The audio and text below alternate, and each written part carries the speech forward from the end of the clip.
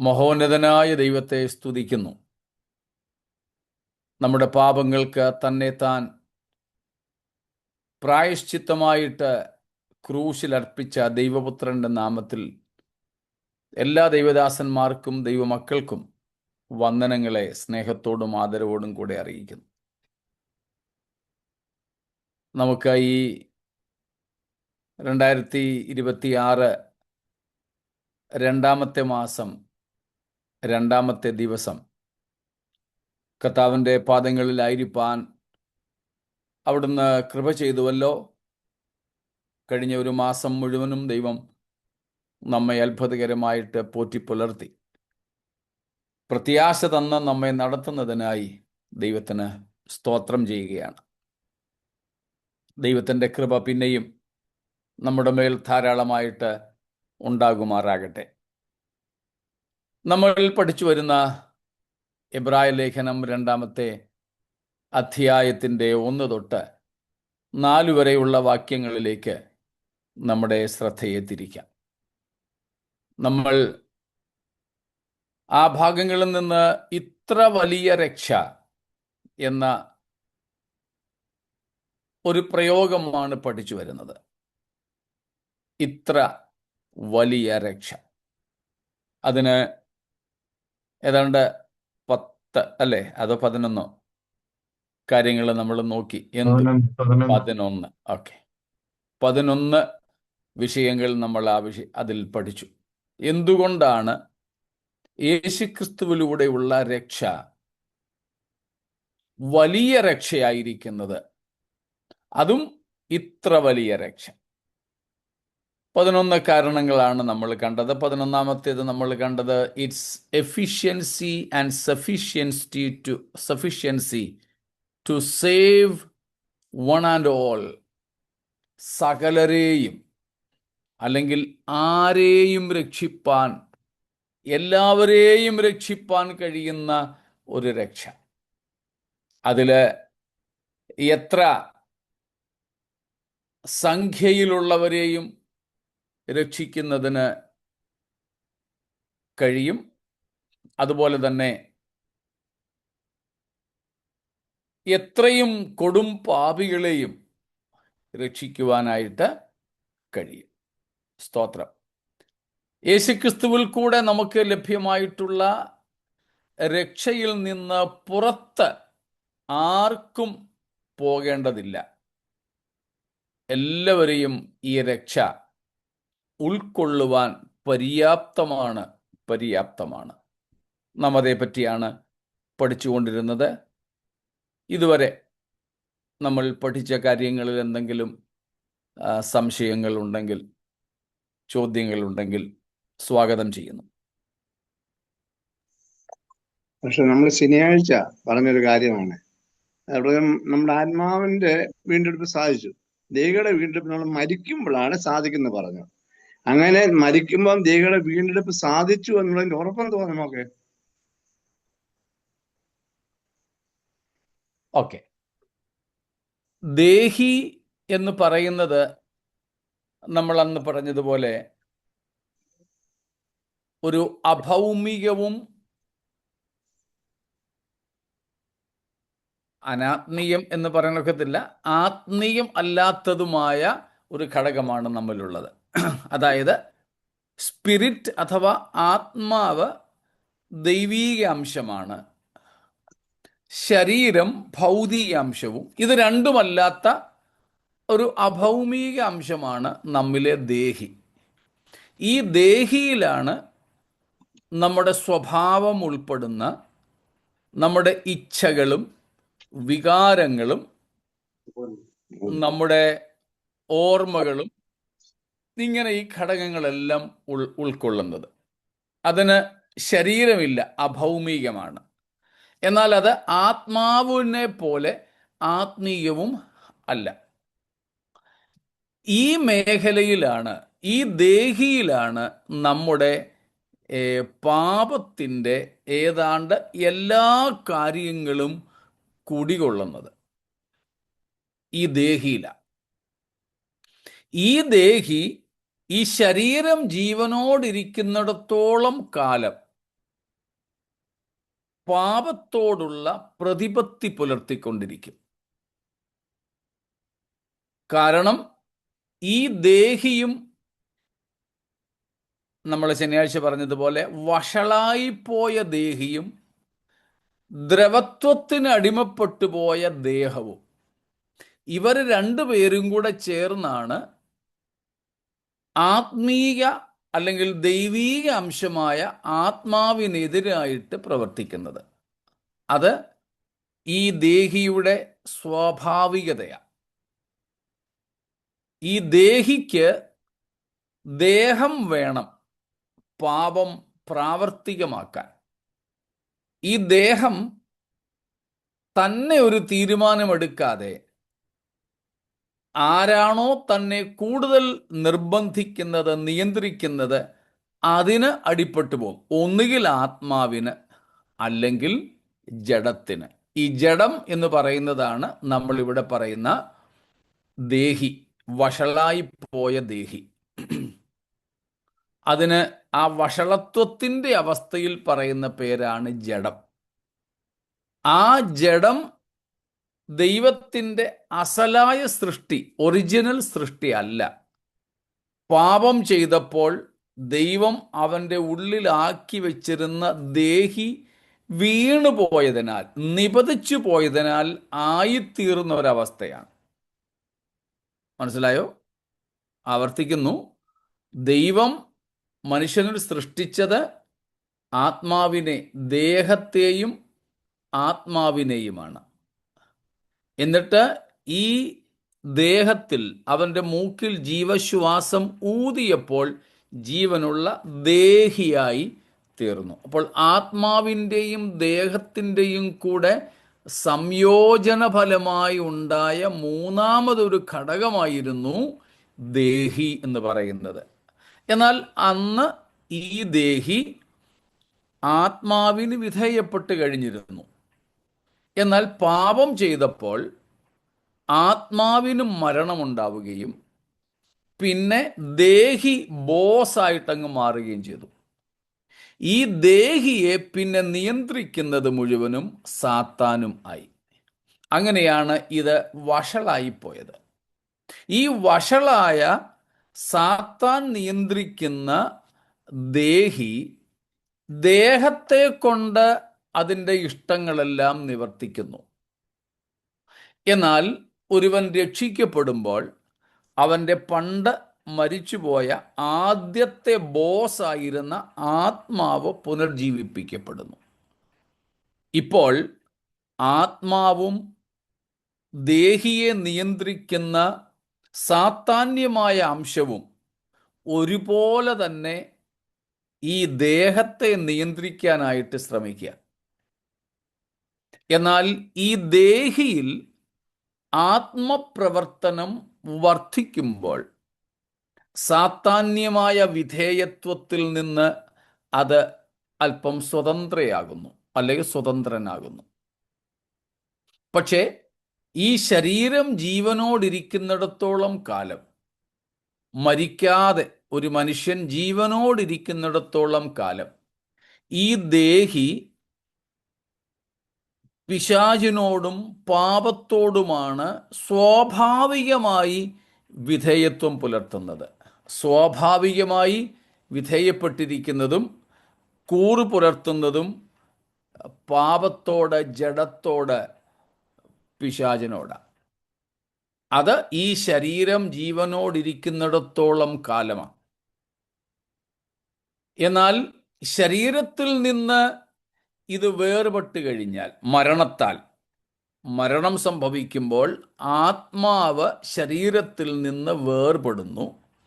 ആ ശരീരത്തിൽ നിന്ന് വേർപെടുന്ന ആത്മാവോടുകൂടെ ഈ ഓർമ്മകളും വികാരങ്ങളും തുടങ്ങിയ ഇവയുടെ എല്ലാം ഇരിപ്പിടമായ ദേഹിയും കൂടുന്നു. ആ ദേഹിയും ആത്മാവിനോടൊപ്പം ഈ ജഡശരീരത്തെ വിട്ടു മാറുന്നതോടുകൂടെ പാപത്തോടുള്ള അതിൻ്റെ സ്വാഭാവിക പ്രതിപത്തി അവസാനിക്കുക. അതിൻ്റെ താല്പര്യവും അതിനോടുള്ള വിധേയത്വവും അവിടം കൊണ്ട് തീരുന്നു. അതുകൊണ്ടാണ് നമ്മൾ പറഞ്ഞത് മരണത്താൽ ഒരുവന്റെ ശാരീരിക മരണത്താൽ ശരീരം മണ്ണിലേക്ക് പോകുന്നെങ്കിലും അവൻ്റെ ആത്മാവ് അവനിൽ നിന്നും മുക്തമാകുന്നു. ഒപ്പം അതുവരെ പാപത്തോട് ഈ ശരീരത്തിൽ വസിച്ചുകൊണ്ട് ഒരു പ്രീണിത സ്വഭാവം കാണിച്ചു വന്നിരുന്ന ദേഹി ഇനിയും പാപത്തിൻ്റെ സുഖങ്ങൾ ആസ്വദിക്കാൻ കഴിയാത്ത, അതിനുവേണ്ടി ശരീരമില്ലാത്ത ഒരവസ്ഥയിലേക്ക് ആത്മാവോടുകൂടെ ചേരുമ്പോൾ അതിന് പാപത്തോടുള്ള പ്രതിപത്തി അവസാനിക്കുന്നു. അതുകൊണ്ടാണ് നമ്മൾ പറഞ്ഞത് മരണസമയം കൊണ്ട് ഈ ദേഹിക്ക് വിടുതൽ അഥവാ ഉദ്ധാരണം സംഭവിക്കുന്നു എന്ന്. ആത്മാവോട് കൂടെയാണ് അത് വേർപെടുന്നത്. ദേഹിക്ക് ഒറ്റയ്ക്ക് നിലനിൽപ്പില്ല. ദേഹിക്ക് ഒറ്റയ്ക്ക് നിലനിൽപ്പില്ലാത്തതുകൊണ്ട് ഒരുവന്റെ ശാരീരിക മരണശേഷം അത് ആത്മാവോടു കൂടെയാണ്.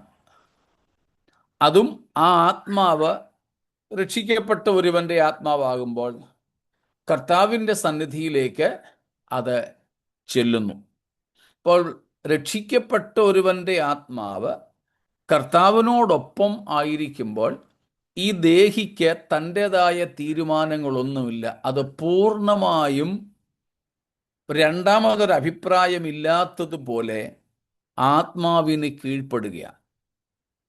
അതുകൊണ്ട് ആ ദേഹിക്ക് ഇനിയും പാപം ചെയ്യുവാൻ സാധ്യമല്ല. പാപം ചെയ്യാവുന്ന ആ ഒരു തലത്തിൽ നിന്ന് അത് വിമോചിതമായി. അത് പക്ഷേ ശരീരത്തിൽ നിന്ന് വേർപെടുന്നതുവരെ, അതായത് ശാരീരിക മരണം സംഭവിക്കുന്നതുവരെ അത് സംഭവിക്കുന്നില്ല. എന്നാൽ ശാരീരിക മരണത്തോടൊപ്പമേ അത് സാധ്യമാകൂ. അതുകൊണ്ടാണ് നമ്മൾ പറഞ്ഞത് ഒരുവന്റെ ശാരീരിക മരണത്താൽ ദേഹി ഈ പാപത്തിൻ്റെ അവസ്ഥയിൽ നിന്നും മുക്തമാകുന്നു എന്ന്. ഇനിയും അതിൻ്റെ മേൽ സാത്താന്, ആ ദേഹിയുടെ മേൽ സാത്താന് സ്വാധീനമില്ല. ഒരു മനുഷ്യൻ ജഡത്തിൽ ജീവിച്ചിരിക്കുന്നിടത്തോളം കാലം മാത്രമേ സാത്താന് ആ വ്യക്തിയുടെ മേൽ ഏതെങ്കിലും തരത്തിലുള്ള സ്വാധീനം ചെലുത്താൻ പറ്റൂ. എന്നാൽ ഒരു മനുഷ്യൻ മരിക്കുന്ന മാത്രയിൽ തന്നെ അവൻ്റെ ആത്മാവ് കർത്താവിൻ്റെ സന്നിധിയിലെത്തുന്നു. ഒരു ഭക്തനെ സംബന്ധിച്ച് അങ്ങനെയുള്ള ഒരു വ്യക്തിയുടെ ശരീരത്തിന്മേലോ ആത്മാവിന്മേലോ ദേഹിയുടെ മേലോ പിന്നെ സാത്താന് യാതൊരു വിധമായ സ്വാധീനങ്ങളുമില്ല. അവൻ ആഗ്രഹമുണ്ടാകും എന്ന് മാത്രമേ ഉള്ളൂ, പക്ഷേ സ്വാധീനമില്ല. അതുകൊണ്ട് തന്നെ ഒരുവന്റെ ശാരീരിക മരണത്തോടു കൂടെ അതുവരെ അവനെ പാപം ചെയ്യിക്കുവാൻ സാത്താനോട് ചേർന്ന് പരിശ്രമിച്ചു കൊണ്ടിരുന്ന ദേഹി പൂർണ്ണമായും പാപത്തിൽ നിന്ന് വിമോചിപ്പിക്കപ്പെടുന്നു. ഇതാണ് നമ്മൾ പറഞ്ഞതിൻ്റെ സാരം. അപ്പോൾ നമ്മളൊരു ആത്മീയനെ മരിക്കുമ്പോൾ ആത്മാവും ദേഹിയും കൂടി നിലനിൽക്കുന്നു. ആത്മീയനല്ലാതെ അല്ലെങ്കിൽ രക്ഷിക്കപ്പെടാത്ത വ്യക്തികൾ മരിക്കുമ്പോൾ അവരുടെ ദേഹി മാത്രമേ നിലനിൽക്കുന്നുള്ളൂ, അല്ലേ? അല്ല, ആത്മീയനാകട്ടെ അനാത്മീയനാകട്ടെ മരിക്കുമ്പോൾ സംഭവിക്കുന്നത് ഒരേ കാര്യം തന്നെ. ദേഹത്തിൽ നിന്ന് ആത്മാവും ദേഹിയും കൂടെ വേർപെടുന്നു. കാരണം ദേഹി ഉണ്ടെങ്കിലേ ഈ ആത്മാവ് ചെന്നെത്തുന്ന യാതനാസ്ഥലമെങ്കിൽ അവിടുത്തെ അനുഭവങ്ങൾ സെൻസ് ചെയ്യാൻ, അനുഭവിക്കാൻ പറ്റും. അവിടുത്തെ വേദനയും. ആത്മീയനല്ലാത്തത് കൊണ്ട് അവൻ ആത്മാവില്ലല്ലോ, ജീവിക്കപ്പെടുന്നില്ലല്ലോ. ഇല്ല ഇല്ല ഇല്ല, ദേഹി മാത്രമല്ല ഉള്ളൂ അവനെ. അതെ, ആത്മീയന് മാത്രമേ ദൈവത്തോടൊപ്പമുള്ള അവന്റെ ജീവനുള്ളൂ. മറ്റേത് യാതനാസ്ഥലത്ത് ബന്ധനാവസ്ഥയിലേക്ക് പോകുന്നു. ദേഹി മാത്രമേ ഉള്ളൂ. ഇല്ല, ആത്മാവുണ്ട്. ആത്മാവ് മരിക്കുന്നില്ലല്ലോ. അവര് ദൈവമായിട്ടുള്ള ബന്ധത്തിലല്ലേ അവന് ആത്മാവ് വേണ്ടിയത്. അതെ, കിട്ടുന്നത്. അതെ. ആ, അപ്പൊ അവൻ ദൈ ദൈവമായിട്ട് ബന്ധമില്ലെങ്കിൽ ദൈവം മാത്രമല്ല ഉള്ളൂ. അല്ല, അങ്ങനെയാകുമ്പോൾ രക്ഷിക്കപ്പെടാത്തവൻ ആത്മാവില്ല എന്ന് വരത്തില്ലേ? രക്ഷിക്കപ്പെടാത്തവരിലും സകല മനുഷ്യരിലും ഈ മൂന്ന് ഘടകങ്ങളും ഉണ്ട്. രക്ഷിക്കപ്പെടാത്തവന്റെ ആത്മാവ് ദൈവത്തോടുള്ള ബന്ധത്തിലല്ല. അതുകൊണ്ട് അവന്റെ ആത്മാവും ദേഹിയും കൂടെ ദൈവത്തിൽ നിന്നും എന്നേക്കുമായി വേർപെടുന്ന അവസ്ഥയിലേക്ക് എത്തുന്നു. ഓക്കെ. ആത്മാവ് ഈ രണ്ടു കൂട്ടർക്കും ഉണ്ട്. ഈ മൂന്ന് ഘടകങ്ങൾ, ആത്മാവും പ്രാണനും ദേഹിയും, രക്ഷിക്കപ്പെട്ടവനും പെടാത്തവനുമുണ്ട്. എന്നാൽ രക്ഷിക്കപ്പെട്ടവനിലെ ആത്മാവ് അവൻ ജീവനോടിരിക്കെ തന്നെ ദൈവത്തോടുള്ള ബന്ധത്തിലേക്ക് പുനർജീവിപ്പിക്കപ്പെടുന്നു. അതാണ് എഫേസ്യർ 2:1-5 പറയുന്നത്. അതിക്രമങ്ങളാലും പാപങ്ങളാലും മരിച്ചവരായിരുന്ന നമ്മെയും അവൻ ഉയർപ്പിച്ചു. അങ്ങനെ നമ്മൾ ജീവൻ പ്രാപിക്കുന്നു. അതുകൊണ്ട് രക്ഷിക്കപ്പെട്ടവന് ദൈവത്തോട് ബന്ധം പുലർത്താനായിട്ട് കഴിയുന്നു. എന്നാൽ രക്ഷിക്കപ്പെടാത്തവനിലും ആത്മാവുണ്ട്, പക്ഷെ അത് മൃതാവസ്ഥയിലാണ്. ദൈവത്തോട് അതിന് ബന്ധപ്പെടാൻ സാധിക്കുന്നില്ല. മരിക്കുന്ന സമയത്തും ഈ ആത്മാവ് ഇല്ലാതെയാകുന്നില്ല. സ്വർഗത്തിലായാലും നരകത്തിലായാലും പോകുന്നവർ ഈ മൂന്ന് ഘടകങ്ങളും ഉള്ളവരായിട്ട് തന്നെയാണ് പോകുന്നത്. അതുകൊണ്ടായിരിക്കുമല്ലോ യാതനാ സ്ഥലത്ത് ഈ പറഞ്ഞ ധനവാൻ അനുഭവിക്കുന്ന ഈ കാര്യങ്ങളൊക്കെ അവന് ഫീൽ ചെയ്യാൻ കഴിഞ്ഞല്ലേ? അതെ, അതെ. അതുകൊണ്ടാണ് ഞാൻ പറഞ്ഞത്, ഈ ദേഹിക്ക് തന്നെ നിലനിൽപ്പില്ല. ദേഹിക്ക് ഒന്നുകിൽ ജീവനുള്ള ശരീരത്തോട്, അല്ലെ ജീവനുള്ള ആത്മാവിനോട്. ഇതിലൊന്ന് മരിച്ചാൽ ദേഹിക്ക് മറ്റൊന്നിനോട് പറ്റിച്ചേർന്ന് നിൽക്കാൻ പറ്റൂ. ഇപ്പോൾ അനാത്മീയനെ സംബന്ധിച്ച്, പാപിയെ സംബന്ധിച്ച്, രക്ഷിക്കപ്പെട്ടിട്ടില്ലാത്തവനെ സംബന്ധിച്ച് അവൻ്റെ മറ്റൊരു പേരാണ് പ്രാകൃത മനുഷ്യൻ. പ്രാകൃത മനുഷ്യൻ, രക്ഷിക്കപ്പെട്ടിട്ടില്ലാത്തവൻ, സാധാരണ പാപിയായ മനുഷ്യൻ. ഇവനെ സംബന്ധിച്ച് ഇവൻ്റെ ആത്മാവ് മരിച്ചു കിടക്കുക. പക്ഷെ ദേഹിക്കൊരു കുഴപ്പമില്ല. കാരണം ജീവനുള്ള ശരീരത്തോട്, ദേഹത്തോട് ചേർന്ന് അത് നിൽക്കുന്നു. ഈ ദേഹിയുടെ മേൽ പൈശാചികമായ കർത്തൃത്വവും ഉണ്ടാകുന്നു. ആ പൈശാചിക കർത്തൃത്വം കൊണ്ട് ദേഹി ഒരു പാപാവസ്ഥയിൽ കഴിയുന്നു. അതിൻ്റെ ആഗ്രഹമെല്ലാം ഈ ശരീരത്തെ കൊണ്ട് നിവർത്തിക്കുന്നു. എന്നാൽ ഒരുവൻ മരിക്കുമ്പോൾ അവൻ്റെ ശരീരം ജീവനില്ലാതെയായി. അതുകൊണ്ട് ആത്മാ ഈ ദേഹിക്ക് ഈ ശരീരത്തോട് ചേർന്ന് നിൽക്കാൻ ഒക്കത്തില്ല. സ്വതന്ത്രമായിട്ട് ഒറ്റയ്ക്ക് നിൽക്കാനും പറ്റില്ല. പിന്നെ അതിന് ആത്മാവോട് ചേർന്ന് നിൽക്കാനേ പറ്റൂ. അങ്ങനെ നിന്നേ സാധ്യമാകുകയുള്ളൂ. അല്ലെങ്കിൽ സ്വർഗത്തിൽ പോയാൽ ആത്മാവിന് സന്തോഷം എന്താണെന്നൊരു പിടുത്തമില്ല. യാതനാസ്ഥലത്ത് പോയാൽ അവിടുത്തെ വേദന എന്താണെന്നും പിടുത്തമില്ല. അതുകൊണ്ട് ദേഹിക്ക് ഒറ്റയ്ക്ക് നിൽക്കാൻ ഒക്കാത്തത് കൊണ്ട് തന്നെ ആത്മാവിനോട്, അല്ലെങ്കിൽ ജഡത്തോട് ചേർന്ന്, ശരീരത്തോട് ചേർന്ന് നിൽക്കാൻ പറ്റൂ. ഇനിയും നിത്യത, സ്വർഗത്തിലാകട്ടെ നരകത്തിലാകട്ടെ, ഈ നിത്യതയിൽ എത്തുന്ന മനുഷ്യനിലും ഈ മൂന്ന് ഘടകങ്ങളും ഒരുപോലെ ഉണ്ടാകും. വിശുദ്ധന്മാർ ഉയർത്തെഴുന്നേറ്റ് ഉയർപ്പിക്കപ്പെട്ട ശരീരത്തോടുകൂടെ ആത്മാവും ദേഹിയുമുള്ളവരായി കർത്താവിനോടുകൂടെ. അല്ലാത്തവർ ഉയർപ്പിക്കപ്പെട്ട ശരീരത്തോടുകൂടെ തന്നെ ആത്മാവും ദേഹിയും മൂന്ന് കൂടെ ഒരുമിച്ച് നിത്യ നരകത്തിലും. എങ്കിൽ മാത്രമേ ഇവർക്ക് അവിടുത്തെ ഈ ദേഹിയും രണ്ടു കൂട്ടരോടും ഉണ്ടെങ്കിൽ മാത്രമേ ഒരേപോലെ തന്നെ അവിടുത്തെ അനുഭവങ്ങൾ ഇവർക്ക് വേദ്യമാവുകയുള്ളൂ. സ്വർഗത്തിലാണെങ്കിൽ കർത്താവിൻ്റെ സാന്നിധ്യവും സന്തോഷവും, നരകത്തിലാണെങ്കിൽ അവിടുത്തെ വേദനയും ഒറ്റപ്പെടിയിലും ഈ വിധ കാര്യങ്ങളെല്ലാം. അതുകൊണ്ട് ഈ 3 ഘടകങ്ങളും 2 കൂട്ടർക്കും ഉണ്ട്, രക്ഷിക്കപ്പെട്ടവനും പെടാത്തവനും. എന്നാൽ രക്ഷിക്കപ്പെടാത്തവൻ്റെ ആത്മാവിന് ദൈവത്തോട് ബന്ധമില്ല. അതുകൊണ്ടാണ് മരണശേഷം ദൈവത്തിൽ നിന്നും അകന്ന്, നമ്മൾ കഴിഞ്ഞ ദിവസവും വായിച്ചതുപോലെ, കർത്താവിൻ്റെ സന്നിധാനവും അവൻ്റെ വല്ലഭത്വത്തോടു കൂടിയ മഹത്വവും വിട്ടകന്ന് നിത്യനാശം എന്ന ശിക്ഷാവിധി അനുഭവിക്കും. അപ്പോൾ ആത്മാവ് 2 കൂട്ടരിലുമുണ്ട്. ഇത് 3ഉം ഇരു കൂട്ടർക്കും ഉള്ളതാണ്. വ്യത്യാസം, ഒരുവന്റെ ആത്മാവ്, രക്ഷിക്കപ്പെട്ടവന്റെ ആത്മാവ് അവൻ്റെ ജീവകാലത്ത് തന്നെ മരണത്തിൽ നിന്ന് ജീവനിലേക്ക് കടന്നു ദൈവത്തോട് ബന്ധം പുലർത്തുന്നു. മറ്റവൻ്റേത് അവൻ ശരീരത്തിൽ ജീവിച്ചിരുന്ന സമയത്തും ദൈവത്തിൽ നിന്നും അകന്നു കഴിഞ്ഞു, മരണശേഷവും എന്നേക്കുമായി ദൈവത്തിൽ നിന്നും അകലുന്നു. പക്ഷേ ഈ 3 ഘടകങ്ങളും ഇരു കൂട്ടർക്കും ഉണ്ട്. ഓക്കെ ദൈവം അനുഗ്രഹിക്കട്ടെ. ഓക്കെ, സ്തോത്രം, താങ്ക്സ്. സ്തോത്രം. പാസ്റ്ററെ, ഞാനും ഒരു ചോദ്യം ചോദിച്ചോട്ടെ?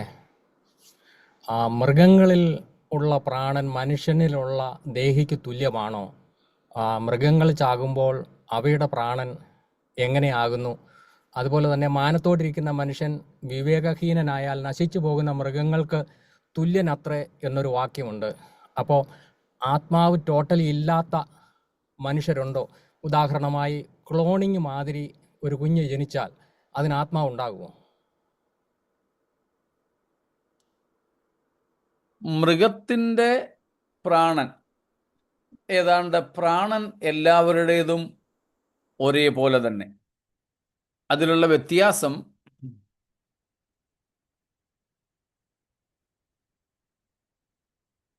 സസ്യലതാദികൾ അവയ്ക്ക്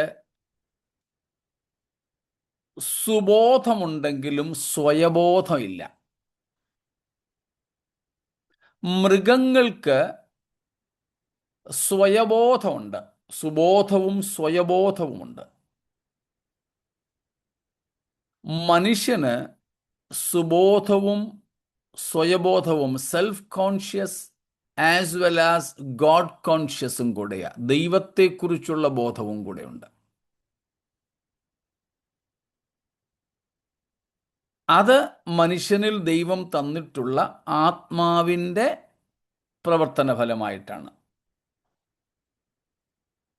ആത്മാവിൻ്റെ പ്രവർത്തന ഫലമായിട്ടാണ്. എന്നാൽ ആ ആത്മാവ് മൃഗങ്ങളിൽ ഇല്ലാത്തത് കൊണ്ട് അവയ്ക്കൊന്നിനും തന്നെ ദൈവബോധമില്ല. ബാക്കി ഇരു കൂട്ടരിൽ ഒന്ന് തന്നെയാണ്. പണ്ട് കാനവച്ചൻ ചോദിച്ചതുപോലെ, ഈ കുരങ്ങനെ പോലെ ഇരിക്കുന്ന മനുഷ്യനും മനുഷ്യനെ പോലെ ഇരിക്കുന്ന കുരങ്ങനും തമ്മിൽ എന്താ വ്യത്യാസം?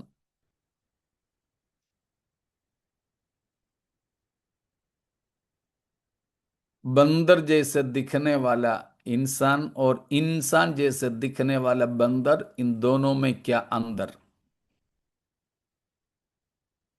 അപ്പം തമ്മിലുള്ള വ്യത്യാസം ഇതാണ്. മനുഷ്യന് നിത്യനായ ഒരു ദൈവത്തെക്കുറിച്ചും നിത്യമായ ഒരു ജീവിതത്തെക്കുറിച്ചുമുള്ള ബോധമുണ്ട്. എന്നാൽ മനുഷ്യനല്ലാതെ കുരങ്ങോ ആൾക്കുരങ്ങോ ഉൾപ്പെടെയുള്ള യാതൊന്നിനും ഈ 2 ബോധങ്ങളില്ല. നിത്യതയെക്കുറിച്ചും നിത്യനായ ദൈവത്തെക്കുറിച്ചും സനാതനനായ ദൈവത്തെക്കുറിച്ചും സനാതനമായൊരു ജീവിതത്തെക്കുറിച്ചും ബോധമില്ല.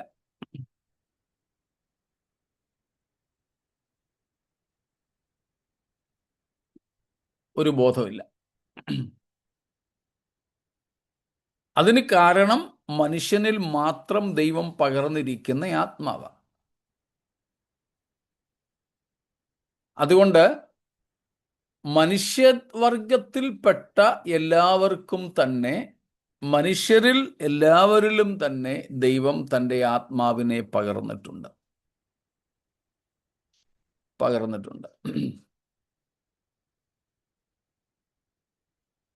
മാനത്തോടിരിക്കുന്ന മനുഷ്യൻ വിവേകഹീനനായാൽ നശിച്ചു പോകുന്ന മൃഗങ്ങൾക്ക് തുല്യനത്രയെന്ന് പറഞ്ഞതിൻ്റെ സാരം, മനുഷ്യനിൽ ആത്മാവില്ലാതാകുന്നെന്നോ ആത്മാവില്ലാത്ത മനുഷ്യനുണ്ടെന്നോ എന്നല്ല.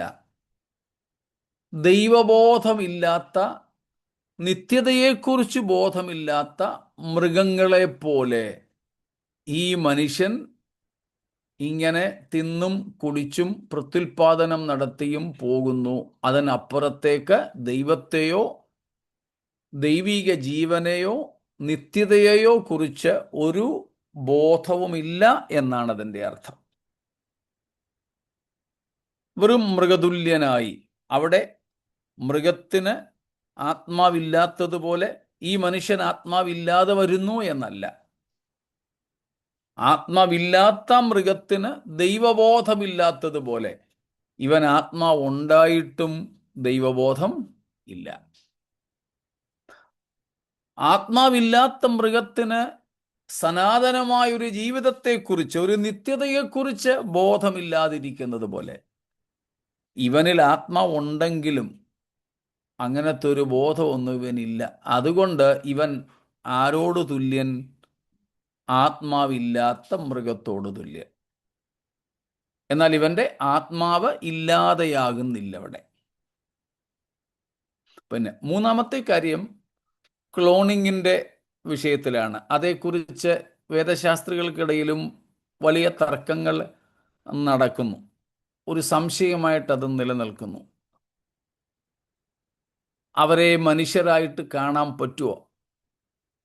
അങ്ങനെ അഥവാ ക്ലോണിങ്ങിലൂടെ കുറേ പേരെ, ഒരേപോലെയുള്ള കുറേ പേരെയൊക്കെ ഉണ്ടാക്കി വെച്ചാൽ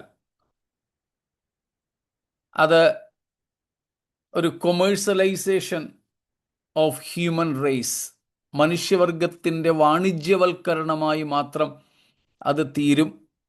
അത് സാധാരണ മനുഷ്യഗണത്തിൽ അവർ പെടുത്തത്തില്ല എന്ന ഒരു നിലയാണ് ഇതുവരെ പൊതുവെ ഉള്ളത്. വെളിപ്പാട് പുസ്തകം 18-ാമത്തെ അധ്യായത്തിലെ മാനുഷദേഹം, മാനുഷ്യപ്രാണൻ ഒക്കെ വിൽപ്പനച്ചരക്കായിട്ട് വയ്ക്കുന്നത് ഇതിൻ്റെ ഒരു ഭാഗമാണെന്നാണ് പൊതുവെ വേദവിദ്യാർത്ഥികളുടെ അഭിപ്രായവും. അങ്ങനെയാണെങ്കിൽ അതിന് യെസ് ഓർ നോ എന്നൊരു ഉത്തരം തരാൻ എനിക്ക് ഇപ്പോൾ സാധിക്കുന്നില്ല.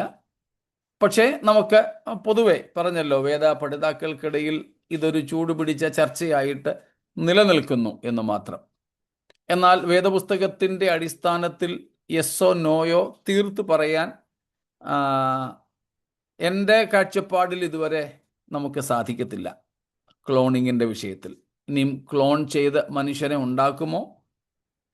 ക്ലോൺ ചെയ്ത് മനുഷ്യരെ ആയാൽ അവർ വെറും ബ്രോയിലർ കോഴിയുടെ ഒക്കെ കൂട്ട് ഇങ്ങനെ, അല്ലെങ്കിൽ മ്യൂളിനെ പോലെ ഒരു അങ്ങനെയൊന്നുമുള്ള സംഗതിയില്ലാതെ ജസ്റ്റ് റോബോട്ടിക് പോലെ തന്നെ ആയിരിക്കുമെന്ന ഒരു അഭിപ്രായമാണ് കൂടുതലായിട്ടുള്ളത്.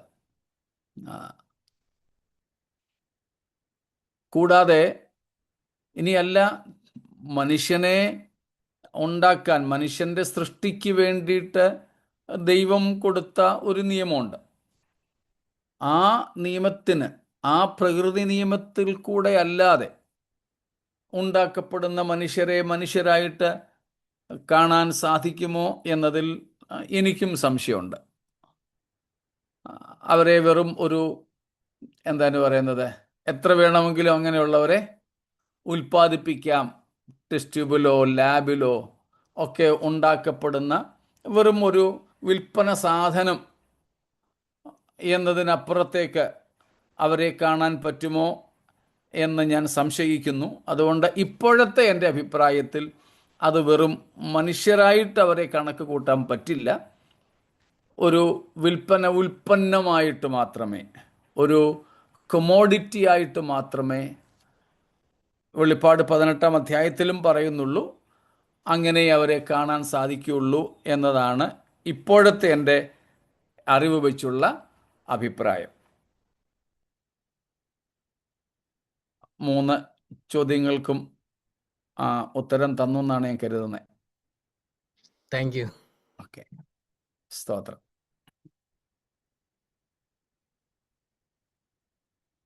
ഇപ്പം നമ്മൾ ശനിയാഴ്ച ചിന്തിച്ചതിൻ്റെ തുടർച്ചയായിട്ടാണ് ഈ കാര്യങ്ങൾ ഒരു സംശയ നിവാരണം എന്നതുപോലെ ചെയ്തത്. നമ്മൾ അങ്ങനെയാണല്ലോ നമ്മുടെ ക്ലാസ് കൊണ്ടുപോകുന്നതും. അതുകൊണ്ടാരും പരിഭവിക്കത്തില്ലെന്ന് കരുതുന്നു. നമ്മുടെ വിഷയത്തോട് ചേർന്നുള്ള കാര്യങ്ങളായിരുന്നു ചിന്തിച്ചത്. പറഞ്ഞു വന്നത് രക്ഷയുടെ ഇത്ര വലിയ രക്ഷ എന്ന ആ വലിപ്പം അതിനുള്ള കാരണമായിരുന്നു. ആ കാരണത്തിലാണ് നമ്മൾ ചിന്തിച്ചത് the efficiency and sufficiency of salvation, Christian salvation. സ്തോത്രം. സ്ഥലമില്ലാത്തത് കൊണ്ട് ആരെയും കൊണ്ടുപോയില്ലെന്ന് വരത്തില്ല. സ്തോത്രം. കഴിവില്ലാത്തത് കൊണ്ട് ആരെയും രക്ഷിച്ചില്ലെന്ന് വരില്ല. ഇതിൻ്റെ ഈ രക്ഷയുടെ കഴിവിനേക്കാൾ പര്യാപ്തതയേക്കാൾ വലുതായ ഒരു പ്രശ്നം അല്ലെങ്കിൽ പാപം ആയതുകൊണ്ട് പാപം ഈ രക്ഷയ്ക്ക് രക്ഷിപ്പാൻ കഴിഞ്ഞില്ല എന്ന് വരില്ല. ഈ രക്ഷ അത്രയ്ക്കും വലുതും വിശാലവുമാണ് എന്നാണ് നമ്മൾ കണ്ടത്. അപ്പോൾ അതിനോടനുബന്ധിച്ച് വന്ന ചില ചോദ്യങ്ങളായിരുന്നു ശനിയാഴ്ച ഒടുവിലും ഇന്നും നാം ഇതുവരെ നോക്കിയത്. ഇനി 12ാമത്തെ കാര്യത്തിലേക്ക് പോകാം. ഇത്ര വലിയ രക്ഷ. സ്തോത്രം. എന്തുകൊണ്ട്? സ്തോത്രം. ഈ രക്ഷ ഇത്ര വലിയതായിരിക്കുന്നതിന് കാരണം because of its validity. The salvation is so a great salvation because of its validity. എന്ന് വെച്ചാൽ this salvation Christ offers to the humanity, or Christ purchased on the cross, is an eternal redemption, or it is an eternal salvation. ഇത്ര വലിയ രക്ഷയാകുന്നതിന് കാരണം ഇതിൻ്റെ അനന്തതയാണ്, ഇതിൻ്റെ കാലാവധിയാണ്. രക്ഷയുടെ കാലാവധി ഇത് അല്പകാലത്തേക്കുള്ളതല്ല. ഇസ്രായേൽ പോലും അല്ലെങ്കിൽ യഹൂദന്മാർ പോലും യാഗമർപ്പിച്ച് വർഷാവർഷം അവരുടെ പാപത്തിൻ്റെ ഓർമ്മ പുതുക്കുമായിരുന്നത് പോലെ അവർ മഹാപാപ പരിഹാര യാഗം കഴിച്ച് ഒരു കൊല്ലത്തേക്കു മാത്രമുള്ള വീണ്ടെടുപ്പ് സാധിക്കുമായിരുന്നത് പോലെ നമ്മുടെ കർത്താവായ യേശു ക്രിസ്തുവിലൂടെ നമുക്ക് ലഭിക്കുന്ന ഈ രക്ഷയുടെ കാലാവധി 1 വർഷമല്ല. അതുകൊണ്ട് അതിനെ വിളിക്കുന്നത് എന്നേക്കുമുള്ള വീണ്ടെടുപ്പെന്ന, നിത്യരക്ഷയെന്നാണ്. സ്തോത്രം. നിത്യരക്ഷ. നമുക്ക് ലഭിക്കുന്ന ഈ രക്ഷ, ക്രിസ്തുയേശുവിലൂടെ നമുക്ക് നൽകപ്പെടുന്ന ഈ രക്ഷയെ ബൈബിൾ വിളിക്കുന്നത് നിത്യരക്ഷ. It is eternal in its validity. സ്തോത്രം. നിത്യരക്ഷ. നമുക്ക് എബ്രായലേഖനം തന്നെ 9-ാം അധ്യായത്തിൻ്റെ 11 മുതൽക്ക് ഒന്ന് നോക്കിക്കോളൂ. Hebrews 9:11, 12 and 13. ക്രിസ്തുവോ വരുവാനുള്ള നന്മകളുടെ മഹാപുരോഹിതനായി വന്നിട്ട് കൈപ്പണിയല്ലാത്തതായി എന്ന് വെച്ചാൽ ഈ സൃഷ്ടിയിൽ ഉൾപ്പെടാത്തതായി വലിപ്പവും തികവുമേറിയ ഒരു കൂടാരത്തിൽ കൂടി ആട്ടുകൊറ്റന്മാരുടെയും പശുക്കിടാക്കളുടെയും രക്തത്താൽ അല്ല, സ്വന്തം രക്തത്താൽ തന്നെ ഒരിക്കലായിട്ട് വിശുദ്ധ മന്ദിരത്തിൽ പ്രവേശിച്ച് എന്നേക്കുമുള്ളൊരു വീണ്ടെടുപ്പ് സാധിപ്പിച്ചു. എന്നേക്കുമുള്ള വീണ്ടെടുപ്പ്. നമ്മൾ പല പ്രാവശ്യം ഈ വാക്യങ്ങൾ വായിച്ചു പഠിച്ചിട്ടുള്ളതാണ്. യേശുക്രിസ്തുവിലൂടെ നമുക്ക് ലഭിക്കുന്ന വീണ്ടെടുപ്പ് എന്നേക്കുമുള്ള വീണ്ടെടുപ്പാണ്. സ്തോത്രം. എന്നേക്കുമുള്ള വീണ്ടെടുപ്പ്. എന്നാൽ നമ്മൾ അറിയുന്നത് പോലെ ഈ 9-ാമത്തെ അധ്യായത്തിൽ തന്നെ അപ്പോസ്തലൻ ആ കാര്യങ്ങൾ വ്യക്തമാക്കുന്നുണ്ട്. യഹൂദന്മാർക്ക് നൽകപ്പെട്ട പ്രമാണമനുസരിച്ച്, നിയമമനുസരിച്ച് വർഷാവർഷം അവർ യാഗം കഴിച്ചു, ദേവാലയത്തിൽ പോയി ഉത്സവങ്ങൾ ആചരിച്ചു. പക്ഷേ അതിൽ കൂടെ അവർക്ക് ലഭിക്കുന്ന രക്ഷയ്ക്ക് 1 വർഷത്തെ ആയുസേ ഉണ്ടായിരുന്നുള്ളൂ. ഒറ്റൊരു വർഷം. അതിനെ എല്ലാ വർഷവും പുതുക്കിക്കൊണ്ടിരിക്കണം, റിന്യൂ ചെയ്തുകൊണ്ടിരിക്കണമായിരുന്നു. എന്നാൽ യേശുക്രിസ്തു അങ്ങനെയല്ലല്ലോ. സ്തോത്രം. ക്രിസ്തുവേശുവിൻ്റെ ക്രൂശീകരണത്തിലൂടെ നമുക്ക് ലഭ്യമായ രക്ഷ നാം ഇവിടെ വായിച്ചു. എന്നേക്കുമുള്ള വീണ്ടെടുപ്പാണ്. എന്നേക്കും ഉള്ള വീണ്ടെടുപ്പ്. ഇതേ അധ്യായത്തിൽ തന്നെ നമ്മൾ താഴോട്ട് വരുമ്പോൾ അതിൻ്റെ 20 മുതൽക്കുള്ള വാക്യങ്ങളിലും ഇതേ വിഷയം തന്നെ നമുക്ക് കാണുവാൻ സാധിക്കുന്നുണ്ട്.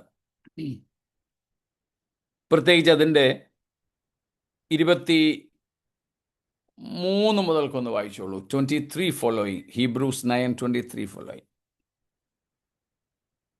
ആകയാൽ സ്വർഗത്തിലുള്ളവയുടെ പ്രതിബിംബങ്ങളെ ഈ വകയാൽ ശുദ്ധമാക്കുന്നത് ആവശ്യം. സ്വർഗീയമായവയ്ക്കോ ഇവയേക്കാൾ നല്ല യാഗങ്ങൾ ആവശ്യം. ക്രിസ്തു വാസ്തവമായതിന്റെ പ്രതിബിംബമായി കൈപ്പണിയായ വിശുദ്ധ മന്ദിരത്തിലേക്കല്ല, ഇപ്പോൾ നമുക്ക് വേണ്ടി ദൈവസന്നിധിയിൽ പ്രത്യക്ഷനാവാൻ സ്വർഗത്തിലേക്കത്രേ പ്രവേശിച്ചത്. മഹാപുരോഹിതൻ ആണ്ടുതോറും അന്യരക്തങ്ങളോടുകൂടെ വിശുദ്ധ മന്ദിരത്തിൽ പ്രവേശിക്കുന്നത് പോലെ അവൻ തന്നെത്താൻ കൂടെ അർപ്പിപ്പാൻ ആവശ്യമില്ല. അങ്ങനെയായാൽ ലോകസ്ഥാപനം മുതൽക്ക് അവൻ പലപ്പോഴും കഷ്ടം അനുഭവിക്കേണ്ടിയിരുന്നു. എന്നാൽ അവൻ ലോകാവസാനത്തിൽ സ്വന്തം യാഗം കൊണ്ട് പാപപരിഹാരം വരുത്തുവാൻ ഒരിക്കൽ പ്രത്യക്ഷനായി. കണ്ടോ? ഇവിടങ്ങളിലും എല്ലാം അപ്പോസ്തലൻ പഴയ നിയമത്തിലെ 1 വർഷം മാത്രം നീണ്ടു നിൽക്കുന്ന കാലാവധിയുള്ള പാപമോചനത്തെക്കുറിച്ച് പറഞ്ഞിട്ട് യേശുക്രിസ്തുവിൻ്റെ നിത്യ രക്ഷയെക്കുറിച്ചുള്ള ഒരു താരതമ്യമാണ് ഇവിടെ നടത്തിയിരിക്കുന്നത്. അതേ കാര്യങ്ങൾ നമുക്ക് 10-ാമത്തെ അധ്യായത്തിലും കാണുവാൻ കഴിയുന്നുണ്ട്. സ്തോത്രം. 10-ാമത്തെ അധ്യായത്തിലും ഏതാണ്ട് 5 മുതൽ താഴോട്ടുള്ള വാക്യങ്ങളിൽ അപ്പോസ്തലൻ പറയുന്നുണ്ട്, കാളകളുടെയും ആട്ടുകൊറ്റന്മാരുടെയും രക്തത്തിന് പാപങ്ങളെ മോചിക്കുവാൻ കഴിയുന്നതല്ല. 1-ാം വാക്യം മുതലേ ആ കാര്യങ്ങൾ അപ്പോസ്തലൻ പറഞ്ഞു വരുന്നുണ്ട്. എന്നാൽ താഴോട്ട് വരുമ്പോൾ അതിൻ്റെ 10 മുതൽക്കുള്ള വാക്യങ്ങളിൽ പിന്നെയും നമ്മൾ കാണുന്നുണ്ട്. നമ്മൾ പാട്ടുമൊക്കെ പാടാറുള്ളതാണത്. സ്തോത്രം. അതിൻ്റെ 12-ാമത്തെ വാക്യം വായിച്ചോളൂ. യേശുവോ പാപങ്ങൾക്ക് വേണ്ടി ഏകയാഗം കഴിച്ചിട്ട് എന്നേക്കും ദൈവത്തിന്റെ വലത്തുഭാഗത്ത് ഇരുന്നു കൊണ്ട് തന്റെ ശത്രുക്കൾ തന്റെ പാദപീഠമാകുവോളം കാത്തിരിക്കുന്നു. എന്നേക്കും. തുടർന്നും വായിക്കാം.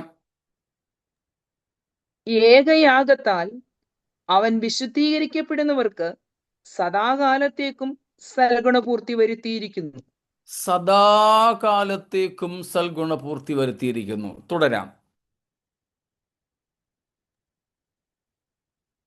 അത് പരിശുദ്ധാത്മാവും നമുക്ക് സാക്ഷീകരിക്കുന്നു. ഈ കാലം കഴിഞ്ഞ ശേഷം ഞാൻ അവരോട് ചെയ്യുവാനിരിക്കുന്ന നിയമം ഇങ്ങനെയാകുന്നു: എന്റെ ന്യായപ്രമാണം അവരുടെ ഉള്ളിലാക്കി അവരുടെ ഹൃദയങ്ങളിൽ എഴുതുമെന്ന് കർത്താവിന്റെ അരുളപ്പാട്. സ്തോത്രം. അപ്പം അതിൻ്റെ 12-ാമത്തെ വാക്യത്തിലും യേശുവോ പാപങ്ങൾക്കു വേണ്ടി ഏകയാഗം കഴിച്ചിട്ട് എന്നേക്കും ദൈവത്തിൻ്റെ വലത്ത് ഭാഗത്തിരുന്നു കൊണ്ട്, എന്നിട്ട് താഴോട്ട് വരുന്നത് കണ്ടോ? അപ്പം ഈ അധ്യായത്തിൽ ഏതാണ്ട് 16-ാമത്തെ വാക്യം വരെയും 10-ാമത്തെ അധ്യായത്തിലും 1 തൊട്ട് 16 വരെ, വിശേഷിച്ച് 5 മുതൽ ഈ കാര്യം തന്നെ ആവർത്തിച്ചു പറയുന്നു. എന്നേക്കുമുള്ള വീണ്ടെടുപ്പ്, സദാകാലത്തേക്കും. ഇപ്പൊ ഈ രക്ഷ ഇത്ര വലിയതാകാനുള്ള കാരണം അതിൻ്റെ കാലാവധി. ഇത് നിത്യരക്ഷയാണ്. യേശുക്രിസ്തു നിത്യരക്ഷയ്ക്ക് കാരണഭൂതനായി തീർന്നു. സ്തോത്രം. ഈ രക്ഷയിലൂടെ നമുക്ക് ലഭിക്കുന്ന ജീവന്റെ പേരും നിത്യജീവൻ എന്നാണല്ലോ. സ്തോത്രം. ഇത് നിത്യജീവൻ, നിത്യരക്ഷ. യേശുക്രിസ്തു നിത്യരക്ഷയ്ക്ക് കാരണഭൂതനായവൻ. നമ്മൾ ആ 3 പദങ്ങൾ മിക്കപ്പോഴും പറയാറുള്ളതാണല്ലോ. യേശുക്രിസ്തു ഒരിക്കലായിട്ട് മരിച്ചു, എല്ലാവർക്കും വേണ്ടി മരിച്ചു, എന്നേക്കുമുള്ള വീണ്ടെടുപ്പ് സാധിപ്പിച്ചു. ഇപ്പൊ നമുക്ക് ലഭിച്ചിരിക്കുന്ന രക്ഷ ഒരിക്കലും കാലാവധി കഴിയാത്ത രക്ഷയാണ്. നിത്യരക്ഷ, ഇറ്റേണൽ സാൽവേഷൻ. Eternal salvation. ആ നിത്യരക്ഷ എന്ന് പറയുന്നത് 2 രീതിയിൽ വ്യാഖ്യാനിക്കപ്പെടാറുണ്ട്, നമുക്കറിയാമത്. ബ്രദറൻ പോലെയുള്ള, ബാപ്റ്റിസ്റ്റുകാർ പോലെയുള്ള വേർപാട് സഭകൾ ഈ നിത്യരക്ഷയെക്കുറിച്ച് പറയുമ്പോൾ അവർ ഊന്നിപ്പറയുന്നത്, ഒരുവൻ രക്ഷിക്കപ്പെട്ടാൽ ഇത് നിത്യരക്ഷയായതുകൊണ്ട് ഒരിക്കലും രക്ഷ നഷ്ടപ്പെടുന്നില്ല എന്നതാണ്. രക്ഷയുടെ ഭദ്രത എന്ന ഉപദേശമാണ് ഇവിടെ വരുന്നത്. ഇറ്റേണൽ സെക്യൂരിറ്റി ഓഫ് സാൽവേഷൻ എന്ന ഒരു വിഷയം പെന്തക്കോസ്തുകാരും ബ്രദറൻ ബാപ്റ്റിസ്റ്റുകാരും തമ്മിൽ അല്പമല്ലാത്ത വ്യത്യാസം നിലനിൽക്കുന്ന ഉപദേശമാണ്. നമ്മൾ വിശ്വസിക്കുകയും പഠിപ്പിക്കുകയും ചെയ്യുന്നത്, ഒരുവൻ രക്ഷിക്കപ്പെട്ടതിന് ശേഷം ദൈവകൃപ വിട്ട് പിന്മാറിപ്പോയാൽ അവൻ നശിച്ചു പോകും എന്നാണ്. എന്നാൽ ഈ കൂട്ടർ പഠിപ്പിക്കുന്നത് രക്ഷ നിത്യരക്ഷയായതുകൊണ്ട് ഒരുവൻ രക്ഷിക്കപ്പെട്ടാൽ അവൻ എന്നേക്കുമായി രക്ഷിക്കപ്പെട്ടിരിക്കുന്നുവെന്ന്. എന്നാൽ ഒരുവൻ രക്ഷിക്കപ്പെട്ട സഭയിൽ വന്ന് ഉപദേശിയായിരുന്ന് പാട്ടുകാരനായിരുന്ന് ഒക്കെ ദൈവത്തിൽ നിന്നും മാറിപ്പോയാൽ, അങ്ങനെയുള്ളവരുണ്ടല്ലോ, മാറിപ്പോയാൽ ഇവർ പറയുന്നത്, ആ പുള്ളി ചർച്ചിലൊക്കെ വന്നേ ഉള്ളൂ, രക്ഷിക്കപ്പെട്ടതേ അല്ലായിരുന്നു എന്ന്. ആ ഒരു വ്യത്യാസമാണ് നാമും അവരും തമ്മിലുള്ളത്. ഇന്ന് ഇതേ ഉപദേശം പെന്തക്കോസ്തിനകത്തുമുണ്ട് കേട്ടോ. അതിനെയാണ് പൊതുവെ ഈ കാൽവനിസം എന്നൊക്കെ പറഞ്ഞ് പറയുന്നത്. ഒരുവൻ രക്ഷിക്കപ്പെട്ടെങ്കിൽ ആള് പിന്നെ പാപമൊന്നും ചെയ്യത്തില്ല, പാപം ചെയ്യാൻ കഴിയത്തില്ല. അങ്ങനെ യഥാർത്ഥത്തിൽ രക്ഷിക്കപ്പെട്ട ഒരാൾ പിന്മാറിയൊന്നും പോകത്തില്ല. ഒരുത്തൻ പിന്മാറിപ്പോയാൽ അവനെ കർത്താവ് കണ്ടിരുന്നില്ല, കർത്താവ് അവനെ തിരഞ്ഞെടുത്തിരുന്നില്ല, അവൻ ചുമ്മാതെ ഇങ്ങനെ വഴിയിലേക്ക് കയറി ഇറങ്ങി നടന്നേ ഉള്ളൂ എന്ന് പറയുന്നൊരു വ്യത്യസ്തമായ സംഗതി നമ്മുടെ വേർപെട്ട സഭകളിലുണ്ട് എന്നത് ഞാൻ പറയാതെ നിങ്ങൾക്കറിയാമായിരിക്കുമല്ലോ. പക്ഷേ ഈ എബ്രായ ലേഖനം നമ്മോട് ഈ 2 കാര്യങ്ങളും ഊന്നി പറയുന്നുണ്ട്. എന്ന് വെച്ചാൽ യേശുക്രിസ്തുവിലൂടെ നമുക്ക് ലഭിച്ച രക്ഷ നിത്യരക്ഷയാണ്. അതിനൊരു സംശയവുമില്ല. നമ്മളിപ്പോൾ വായിച്ച ഇനിയുണ്ട് ഒത്തിരി ഭാഗങ്ങൾ വായിക്കാൻ. നിത്യരക്ഷയാണ് നമുക്ക് ലഭിച്ചിരിക്കുന്നത്. നമുക്ക് ലഭിച്ചത് എന്ന് വെച്ചാൽ യേശുക്രിസ്തു നമുക്ക് വേണ്ടി വാങ്ങിത്തന്നത്. അങ്ങനെ തന്നെയാണ് അതിൻ്റെ ശരി. ക്രിസ്തു നമുക്ക് വേണ്ടി തൻ്റെ ചോര കൊടുത്ത് വാങ്ങിത്തന്ന രക്ഷ 100% നിത്യരക്ഷയാണ്. സ്തോത്രം. അതിൻ്റെ അർത്ഥം ഒരുവൻ രക്ഷിക്കപ്പെട്ടാൽ അവൻ 100% രക്ഷിക്കപ്പെട്ടിരിക്കുന്നു എന്ന് ഗ്യാരണ്ടി ഉണ്ടെന്നല്ല, കണ്ടീഷൻ ഉണ്ട് അവിടെ. വെറും ഗ്യാരണ്ടി അല്ല ഉള്ളത്, അവിടെ വ്യവസ്ഥയുണ്ട്, കണ്ടീഷനുണ്ട്. കണ്ടീഷൻ എന്ന് പറയുന്നത് രക്ഷിക്കപ്പെട്ടു എങ്കിൽ ആത്മാവിനെ അനുസരിച്ച് ജീവിക്കുക, ദൈവത്തിൻ്റെ വചനത്തെ അനുസരിക്കുക, ദൈവകൃപയെ വ്യർത്ഥമാക്കാതിരിക്കുക. ഇങ്ങനെയൊക്കെയുള്ള ഒരു ഉപദേശ വിഷയം അല്ലെങ്കിൽ ഘടകം അവിടെയുണ്ട്. സ്തോത്രം. അതിൻ്റെ രക്ഷയുടെ ഭാഗങ്ങളെക്കുറിച്ച് നമുക്ക് അടുത്ത ഇത്ര വലിയ രക്ഷ എന്നത് കഴിഞ്ഞാൽ ഉടൻ തന്നെ നമുക്കത് പരിഗണിക്കാം. അതുകൊണ്ട് അവിടെ ഞാൻ ഇപ്പോൾ അധികം നിൽക്കുന്നില്ല. എന്തെങ്കിലും ആ വിഷയത്തിൽ ചോദ്യങ്ങൾ ഉണ്ടെങ്കിലും അല്പം കൂടെ ഒന്ന് കാത്തിരുന്നാലും. എന്നാൽ യേശുക്രിസ്തുവിലൂടെ നമുക്ക് ലഭ്യമായ രക്ഷ കാലാവധി കഴിയുന്നതല്ല. യേശുവിൻ്റെ രക്തത്തിൻ്റെ ശക്തി ഒരിക്കലും തീർന്നു പോകുന്നതല്ല. ക്രൂശിൻ്റെ മാഹാത്മ്യം അത് മങ്ങുന്നതല്ല. സ്തോത്രം. മങ്ങുന്നതല്ല. അപ്പോൾ ഇങ്ങനെയുള്ള എന്നേക്കുമുള്ള വീണ്ടെടുപ്പ് നമുക്ക് സാധിച്ചതുകൊണ്ട് ഈ രക്ഷ അത്രയ്ക്കും വലിയ രക്ഷയാണ്. സ്തോത്രം. ഇത്രയും വ്യക്തമാണോ?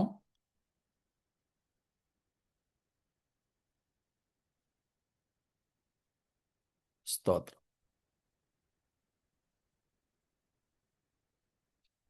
ഇത്ര വലിയ രക്ഷ, എന്നേക്കുമുള്ള രക്ഷ. സോ വാലിഡിറ്റി എന്ന് പറയുന്നത്, so it's valid eternal. Yes,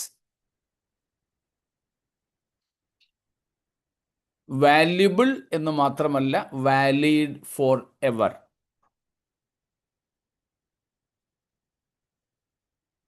ഒരിക്കലും അതിൻ്റെ ശക്തിയോ മഹത്വമോ മഹാത്മ്യമോ പ്രസക്തിയോ നഷ്ടപ്പെടുന്നില്ല. ഒരിക്കലും നഷ്ടപ്പെടുന്നില്ല.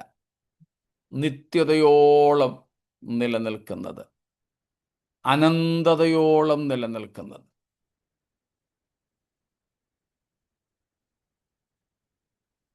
അതുകൊണ്ട് തന്നെ വേറെ ഒരു രക്ഷയുടെ ആവശ്യം ഇല്ല.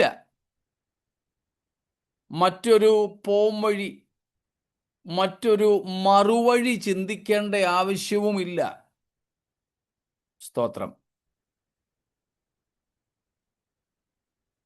ഈ ഒരെണ്ണം മതി, എന്നേക്കുമുള്ളത് കർത്താവ് സാധിപ്പിച്ചു. അപ്പോൾ നമുക്കിങ്ങനെ പറയാനൊക്കെ പാസ്റ്ററെ, salvation is eternal, but at the same time if you don't follow the conditions, you will lose that. Of course, that is the true doctrine. Salvation is eternal, no matter. That is what the Bible says. അത് ഈ കൂട്ടർ എല്ലാവരും പറയുന്നത് ശരി തന്നെയാണ്, 100% ബിബ്ലിക്കല. ബ്രദറൻകാരോ ബാപ്റ്റിസ്റ്റുകാരോ കാൽവനിസ്റ്റുകളോ ആര് പറഞ്ഞാലും Bible പറയുന്ന കാര്യം അത്. അതുകൊണ്ട് ആ ഇസത്തിലേക്ക് പോകേണ്ട ആവശ്യം നമുക്കില്ല. It's what the Bible says. പക്ഷേ ആ രക്ഷയ്ക്കൊരു മാറ്റമില്ല. എന്നാൽ ആ രക്ഷ പ്രാപിക്കണമെങ്കിൽ ദൈവം വെച്ചിട്ടുള്ള വ്യവസ്ഥകളുണ്ട്. ക്രിസ്തുവിൽ വിശ്വസിക്കുക എന്നൊരു വ്യവസ്ഥയുണ്ട്. ക്രിസ്തുവിനെ അനുസരിക്കുക എന്നൊരു വ്യവസ്ഥയുണ്ട്. സ്തോത്രം. അത് കൃപയാലാണ്, ശരിയാ. യേശുക്രിസ്തുവിനെ ദൈവം മനുഷ്യന് തന്നത് തന്നെ കൃപയാ. തീർച്ചയായിട്ടും കൃപയാൽ അല്ലാതെ നമുക്കിത് നേടിയെടുക്കാൻ പറ്റില്ല. ദൈവത്തിൻ്റെ ഭാഗത്തു നിന്ന് കൃപയുള്ളപ്പോൾ നമ്മുടെ ഭാഗത്തു നിന്ന് ഉള്ള വ്യവസ്ഥയാണ് വിശ്വസിക്കുക, അനുസരിക്കുക എന്നുള്ളത്. അപ്പോൾ ദൈവം ഒരുക്കിയ രക്ഷ നിത്യരക്ഷ. നമുക്ക് തരാൻ ദൈവം ആഗ്രഹിക്കുന്നതും അത് തന്നെ. പക്ഷെ നാം അത് പ്രാപിക്കേണ്ടതിന് ദൈവസന്നിധിയിലേക്ക് ചെല്ലേണ്ടതുണ്ട്. കർത്താവിനെ നമുക്ക് സ്വീകരിക്കേണ്ടതുണ്ട്. അവനെ കൈക്കൊണ്ട് അവൻ്റെ നാമത്തിൽ വിശ്വസിക്കുന്ന ഏവനും. സ്തോത്രം. അപ്പം അതനുസരിക്കുന്നവർക്ക് മാത്രമേ ഈ നിത്യരക്ഷയിലേക്ക് പ്രവേശനമുള്ളൂ എന്ന് മാത്രം. Only those who believe, repent, and obey the commandments or obey the conditions, they can only obtain this eternal salvation. They can get into this eternal salvation. It's open for all. ഈ നിത്യരക്ഷ സകലർക്കും വേണ്ടി തുറക്കപ്പെട്ടിരിക്കുക. എന്നാൽ അതിലേക്ക് എത്തിപ്പെടുവാൻ കർത്താവ് വാതിൽ വെച്ചിട്ടുണ്ട്.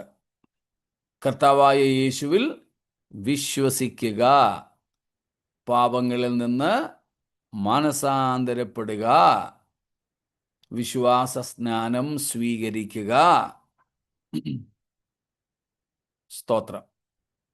അങ്ങനെ രക്ഷിക്കപ്പെടുവാൻ വേണ്ടിയുള്ള വ്യവസ്ഥകൾ നാം പാലിക്കണം.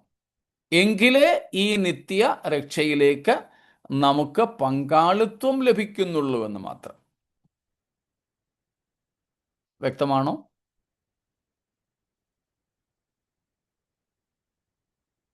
Praise God.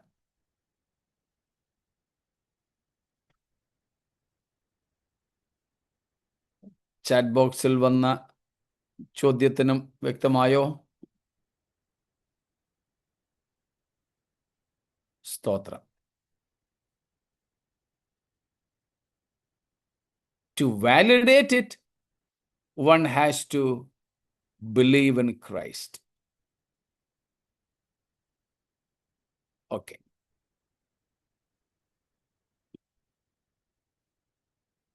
രക്ഷയ്ക്ക് കോട്ടമില്ല, മാറ്റമില്ല.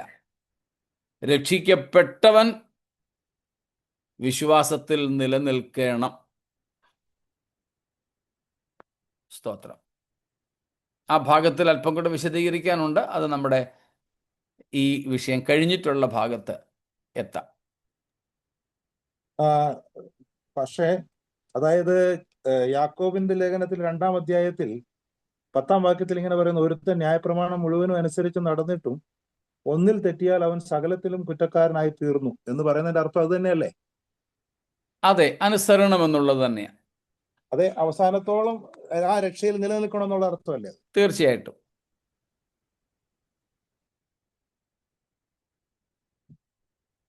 അതിന് അല്പം കൂടെ വിശദീകരണം വേണം. അത് നമ്മൾ ഇതിൻ്റെ അടുത്ത ഘട്ടത്തിൽ ഉള്ളത് കൊണ്ട് ഇവിടെ നമ്മൾ അതിന് സമയമെടുക്കുന്നില്ല.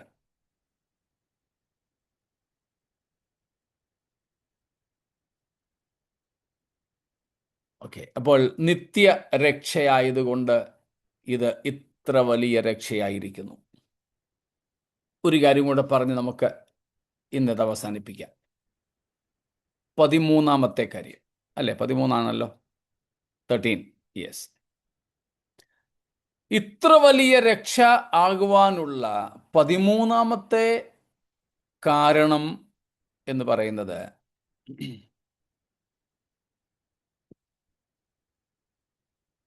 this salvation is not only a forgiveness of sins, but rather removal of sin.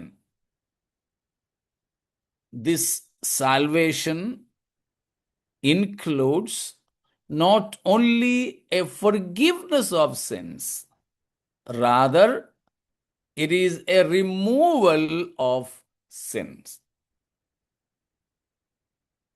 ഇത്ര വലിയ രക്ഷയെന്ന് ഇതിനെ നമ്മൾ വിളിക്കുവാനുള്ള കാരണം, നമ്മളല്ല വേദപുസ്തകം വിളിക്കുവാനുള്ള കാരണം, ഇത് കേവലം ഒരു പാപക്ഷമയല്ല, പകരം പാപങ്ങളെ എടുത്തു കളയുന്ന അവസ്ഥയാണ്. റിമൂവൽ ഓഫ് സിൻ, പാപത്തെ എടുത്തു കളയുന്നു. അതിനുള്ള ചില പ്രയോഗങ്ങളുണ്ട്, അതിലേക്ക് നമുക്കിതിന് ശേഷം വരാം. ഇന്ന് അതിലേക്ക് പോകാൻ നമുക്ക് നേരെയില്ല. റിമൂവൽ ഓഫ് സിൻ, കർത്താവായ യേശുവിൽ ഒരുവൻ വിശ്വസിക്കുമ്പോൾ അവൻ്റെ പാപം ക്ഷമിക്കുക മാത്രമല്ല, ആ പാപം അവനിൽ നിന്ന് കർത്താവ് എടുത്തു മാറ്റുകയാണ്.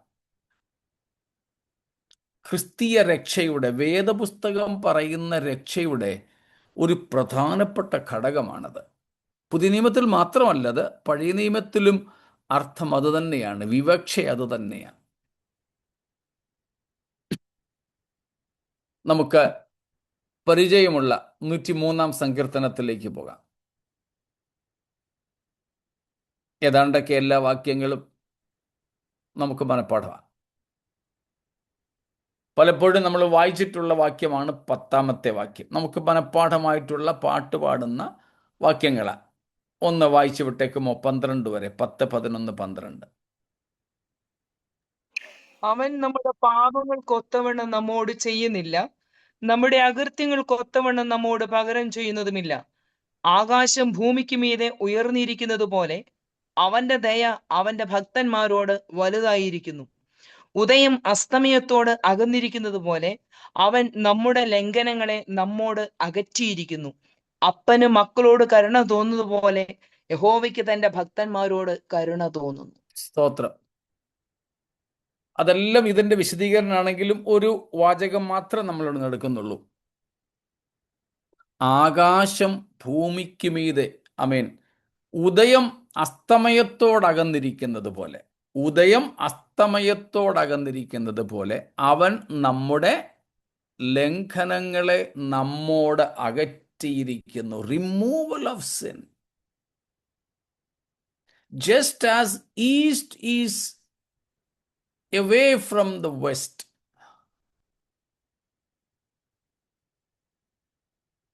just as sunrise and sunset are never ever come together.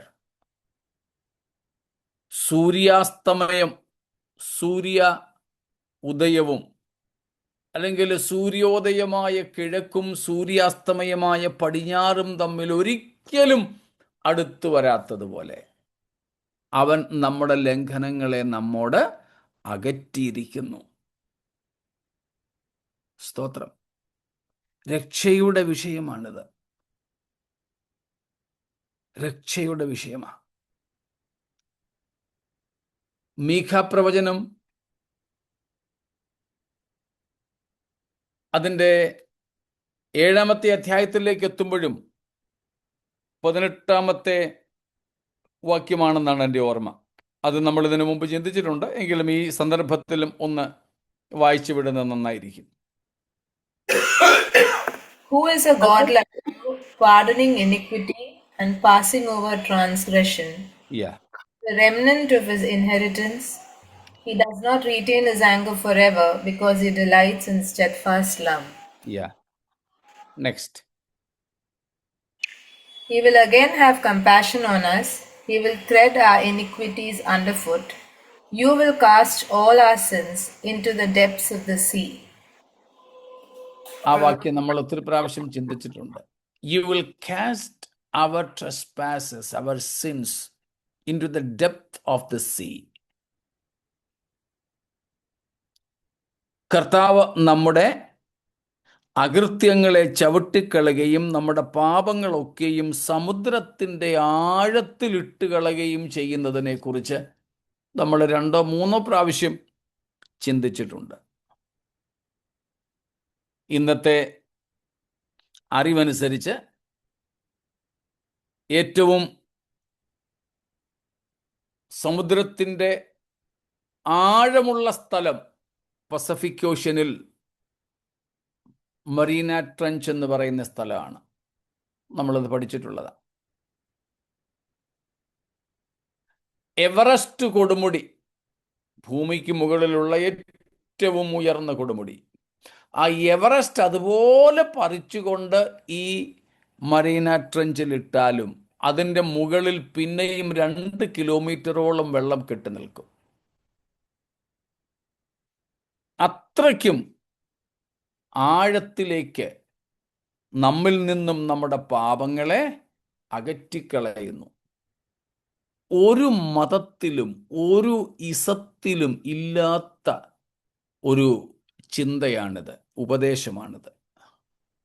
കേവലം പാപം ക്ഷമിക്കുവാൻ ഒരുപക്ഷെ ചിലർക്ക് കഴിഞ്ഞേക്കാം, അതിന് കഴിവുള്ള ആരും ഇല്ല നമ്മുടെ ദൈവമല്ലാതെ. ഇനി അങ്ങനെ ഉണ്ടെന്നങ്ങ് വെച്ചോ, ഇല്ല ഉണ്ടെന്ന് വെച്ചോ, എന്നാലും അവർക്ക് ചെയ്യാൻ കഴിയുന്ന പരമാവധി എന്തു മാത്രമേ ഉള്ളൂ? ക്ഷമിക്കാൻ. ക്ഷമിച്ചു.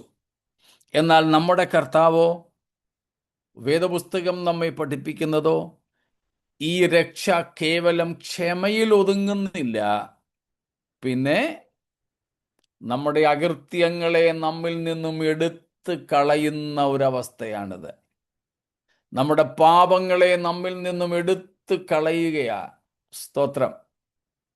പിന്നെ ഒരുവൻ പാപിയേ അല്ല, അവൻ പാപം ചെയ്തിട്ടേയില്ല എന്ന നിലയിൽ കർത്താവ് നമ്മളെ കൈക്കൊള്ളുന്ന, സ്വീകരിക്കുന്ന ഒരവസ്ഥയാണിത്. അതിൻ്റെ ആഴം ഒന്ന് ധ്യാനിക്കാമോ? സ്തോത്രം. ഒന്ന് ചിന്തിക്കാമെങ്കിൽ ചിന്തിച്ചോ. സ്തോത്രം. നാം പാപം ചെയ്തിട്ടേയില്ല എന്ന നിലയിൽ ദൈവം നമ്മെ കാണുന്നു. നമ്മൾ ചെയ്തു കൂട്ടിയ സകല പാപങ്ങളും, നമ്മുടെ പാപപ്രകൃതങ്ങളും കർത്താവ് നമ്മിൽ നിന്നും എടുത്തു മാറ്റുന്നു, അകറ്റിക്കളയുന്നു. സ്തോത്രം. Removal of sin. സ്തോത്രം. Removal of sin. എത്ര ശ്രേഷ്ഠമാണിത്! ഈ രക്ഷ വലുതല്ലേ? Removal of sin for ever പറയാൻ പറ്റുമോ? തീർച്ചയായിട്ടും.